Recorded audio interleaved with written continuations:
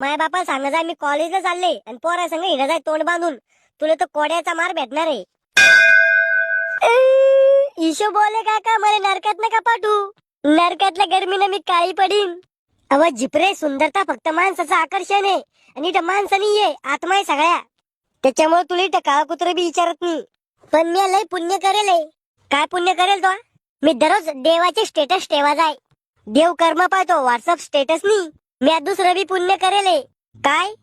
मी दररोज कुत्र्याला बिर्याणी खाऊ घाल जाय. म्हणजे कोंबड्याला मारून त्याची बिर्याणी कुत्र्याला खाऊ घाल जाय. म्हणजे एकाचा जीव घ्या जाय आणि एकाचं पोट भरा जाय. वारे वा घुटण्यात मेंदू.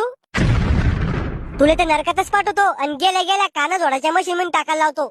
मला एवढ्या वारची ना माफ करा. रडून काही फायदा नाही. आम्ही माणसानी माफ कराल. चला पुढचं कोण आहे?